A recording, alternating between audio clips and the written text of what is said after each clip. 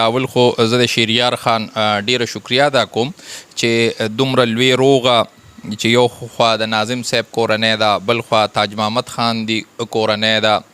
او دا ډیر لوی ټینشن و د علاقه کې هغه د شهریار خان مفتی صاحب زمونږ د نورو مشرانو په هلو ځلو د دوی په ستړې هغه روغه شکر دی سبا کیدونکې ده چونکې شهریار خان ما له دعوت راکړو خو زمونږ تاسو ته هم پته چې سبا 12 اګست دی زمونږ یوم بابړه ده زمونږ هلته څه مصروفیات دي نو ما شهریار خان ته معذرت پیش کو چې سبا چونکې زمونږ دغه سیاسي مصروفیات دي نو زه به نیم نو ما اوس دا مناسب وګڼله چې زه دلته شهریار خان له راشم ستاسو ملګرو سره ملو شم او زه خپل حاضري وکړم او ډېره د خوشحالۍ خبره ده چې دې علاقه کې کم هم داسې دشمنۍ وي یا داسې ګرانه روغی نو هغه د شهریار خان او د ده ملګرو په هلو ځلو باندې هغه دشمنۍ ختمی شي او شکر دی هغه راضینامې وشي نو دا هم هغه سبا چې کومه روغه کیدونکې ده نو ډیره د خوشحالۍ خبره ده ټول علاقه کې خوشحالي ده ځکه چې دوه خاندانه دوه کورنۍ روان وي نو هغوی سره صرف د هغوی نه د هغوی کورنۍ د آس پاس ورونه بیګان د هغه ملګري ټول په ټینشن کې نو دا د خوشحالۍ خبره ده چې زمونږ دې ملګرو شهریار خان مفتی صاحب نورو مشرانو دوی پکې کوشش وکړو او شکر دی سبا دی انشاءالله دا دوه کورنۍ دا دوه فریقه به که خیر یو بل ته سبا ورترغاړه باسي دا مشران او انشاءالله آینده به دوی د رونو شانتې زندگی تیروي ډېره ډېره مننه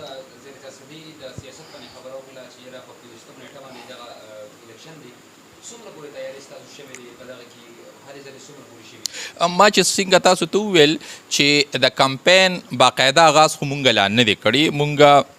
دې کې بل ورځ د NA24 چې مخکې اوس خو نوم یې ولا بدل کړی دی هغې کې مونږ بل ورځ د قاسم خان ځای کې میټینګ کړو چې هغې کې ایمل خان په خپله شرکت کړو هغې کې زمونږ د دغې NA صدر جنرال سیکرټري او کم چې زمونږ بلدیاتي نمایندګانو د هغوی مونږ میټینګ راغوښتی و او هغې کې مونږ خلکو نه رایه مو غوښتله او هغې دپاره مونږ اعلان وکړو چې مونږ به کمیټۍ جوړو بیا سار په بل ورځ باندې مونږ د ضلعې کابینې او د خپلې پارټۍ او د تحصیل کابینې میټینګ وکړو هغې کې مختلف کمیټیو له فاینل ټچ ورکو او هغې کې بیا ایمل خان ډیوټي ولګوله چې تاسو به فلانکي ځای ته به تلل پکار وي تاسو بیا د یونین کونسل دورې به کوئ تاسو سره به د هغه ځای مقامي تنظیم وي کم چې زموږ اتحادي ملګري دي هغوی سره به مونږ رابطه کوو هغه به ایمل خان به د هغوی ځایونو ته ځي د هر یونین کونسل کې چې کم خاص عهدیداران دي ملګري دي نو دغه انشاءالله بلکې زموږ ملګري یا زموږ د جمعیت رونه یا زموږ د قومي وطن پارټۍ رونه هغوی زموږ نه شکر دی زیات دې وخت کې جوش کې دي او زیات مونږ سره چې کم ملګرو سره ملو شي نو ښه راته په خوشحالۍ وي چې انشاءالله ښه کلوب هم ملګرتیا کوو ښه فل سپورټ په دله درکوو نو زمونږ شکر دی تیاریانې په دغې حواله چې وګورئ نو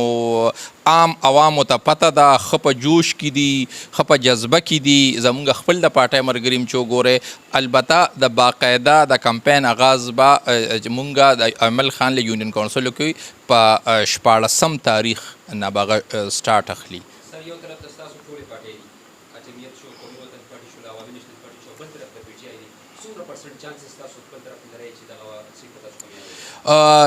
انشاءالله زما نه خو چې تپوس وکړې زه خو یم چې 100% نور خو الیکشن دی کله څوک ګټي کله بیلي هغه خو به په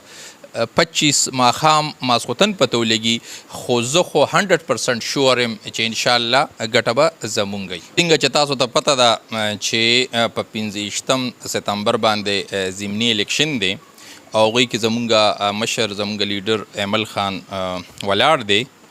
او هغې کې مونږ سره چې کم زمونږ اتحاد دی زمونږ جمعیت علماء اسلام سره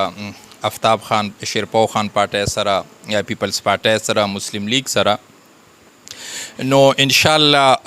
مونږ خو 100% شور وو چې انشاءالله دا الیکشن به مونږ ښه په لوی اکثریت باندې ګټو. د څو ورځو کې به که خیر زمونږ باقاعده د الیکشن کمپین آغاز هم وکړو چې هغه مونږ مختلف کمیټې جوړې کړي دي. مونږ چې کم اتحادیان دي دوی سره هم زمونږ رابطې شوي دي. ایمل خان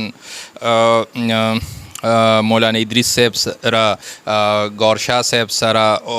ملاقاتونه هم کړي دي. آفتاب خان سره هم رابطه کړې ده او داسې چې کم زمونږ نور مشران وي ټولو سره به مونږ ملاویږو. څه سره به ایمل خان ملاویږي، څه سره به مونږ ملاویږو. انشاءالله مونږ به دا ټول اتحادیان زمونږ ملګري دا ټول په اعتماد کې اخلو او بیا به چې مونږ کله کمپین شروع کوو د ویلیج کونسل د یونین کونسل په سطح نو د هغه ځای مقامي چې کم زمونږ د اتحادي ملګري دي دوی به مونږ سره کمپین هم چلی. مونږ چې کم کارنر میټینګز وي هغې کې به مونږ سره په سټیج هم ناست وي. مونږ به یو ځای چونکې دا زمونږ مشترکه الیکشن به او انشاءالله زه بیا ویم چې د چارسدې عوام په دې خبره پوه دي چې عمران خان یا دغه پارټۍ اتم نهم کال دی په دې صوبه کې او 4 کال په مرکز کې حکومت وکړو. د دې صوبې له سیو نکړل پښتنو له هغه حق رو نړو